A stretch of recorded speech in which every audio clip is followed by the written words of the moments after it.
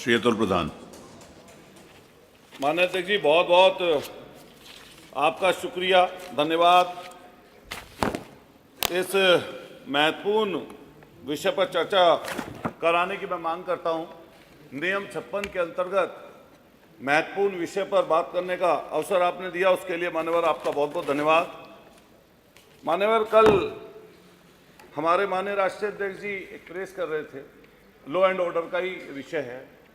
उन्होंने एक बहुत अच्छी बात वहां पे कही और पहेली के रूप में कही कि जब भी मुंह खोला तो बुरा बोला।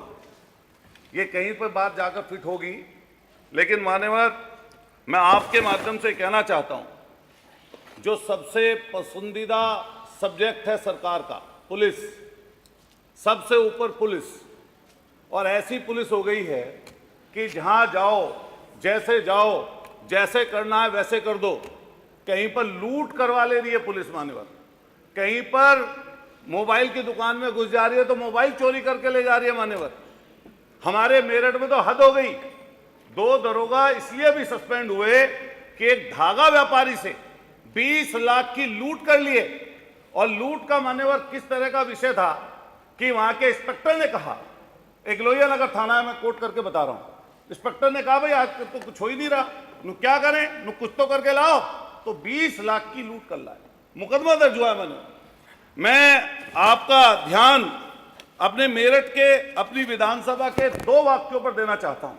जैसा कि हमारे पहले साथी ने बताया कि दलित, शोषित, वंचित, पीड़ित, कमजोर, अकलियत के लोग, ये आपके पुलिस के, प्रशासन के, ऐसा लगता है जैसे खाते में ही नहीं है।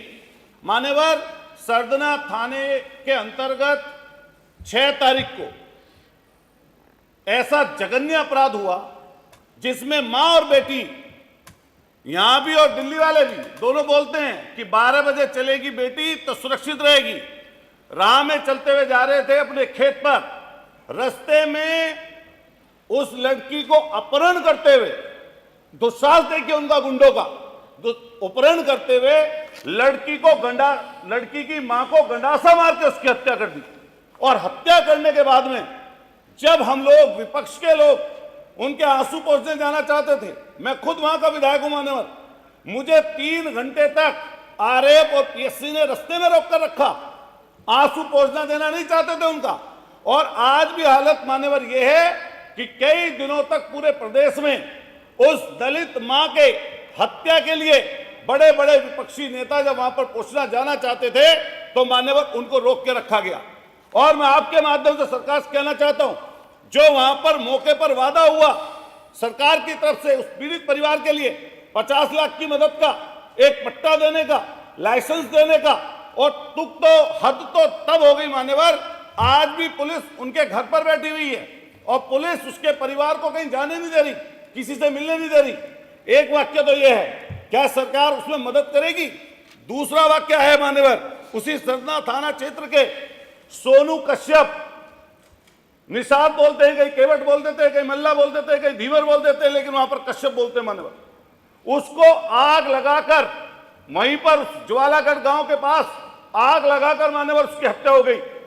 उसके घर की पारिवारिक स्थिति में बताना चाहता हूं आपके माध्यम से। एक बूढ़ी मां है जो मरण अनशन हालत में, एक बहन है। आपने ये वाला लिख के दिया है? दिया है, लिख के। ठीक है। 40 साल की उम्र की है माने उसकी बहन, शादी नहीं हो पाई गरीबी के कारण। एक भाई है, वो टीबी से ग्रसित है मान्यवर। एक जो उसका भाई था जो कमाने वाला, उसकी हत्या हो गई।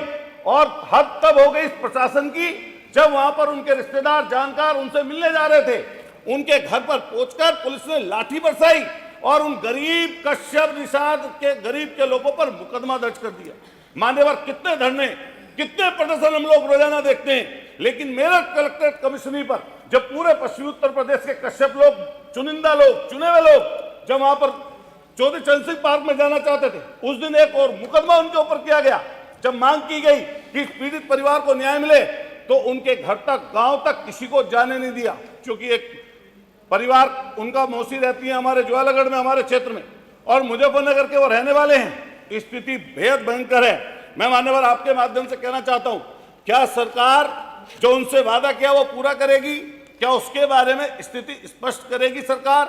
और जिस तरीके का तांडव वहां पर पुलिस ने किया वो सबके संज्ञान में है, किसी व्यक्ति को वहां पर नहीं जाने दिया। माननीय सरकार लगातार इस बात के लिए कहती है कि लॉ एंड ऑर्डर की बात करती है। हमने जब हद हो गई माननीय घूम फिर के देखिए कि सरकार की मंशा और सोच में पुलिस ऊपर कहां तक चली गई है। हमने अपने शंकराचार्य जी को देखा, पुलिस ने किस तरीके से उनको रास्ते में रोका और रोकने के बाद में पूरी दुनिया ने वो तस्वीरें देखी हैं जब चोटी पकड़कर हमारी चोटी मतलब अरे वो विषय मत बोलो। नहीं मानवर, नहीं कोई ऐसी बात उसकी मत चोटी कहिए पकड़ के जिससे खींच रही थी शंकराचार्य को। यह बेहद अपमान है और अब पाप लगेगा उस चीज का कि शंकराचार्य किस तरह पुलिस ने रोकने का काम किया। और कई घटनाएं इस तरह की अभी नजदीकी में हुई हैं। मान्यवर, मैं अभी कहना चाहता हूं, पुलिस की बात चल रही थी, अभी सुन लो, बोले बोले बोले क्या चल रही थी पुलिस की बात, आप कहीं पर देख लीजिए। हमारे अयोध्या में यहीं पर मैंने मुख्यमंत्री जी को बोलते हुए देखा कि समाजवादी पार्टी के थे ये मोइन अहमद, समाजवादी पार्टी का बताया, चूंकि वो मुसलमान थे इसलिए यहां पर सदन में समाजवादी पार्टी का बताया गया।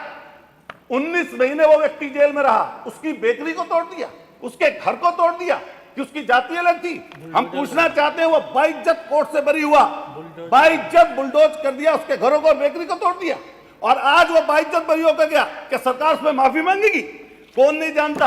हम नहीं चाहते कि अपराधी बने, अपराधी जो हो उसके खिलाफ जो कार्रवाई कर सकते हैं आप करिए, लेकिन जाति देखकर, धर्म देखकर, उसकी पहचान देखकर उसके ऊपर कार्रवाई होगी और नहीं अन्यथा नहीं होगी।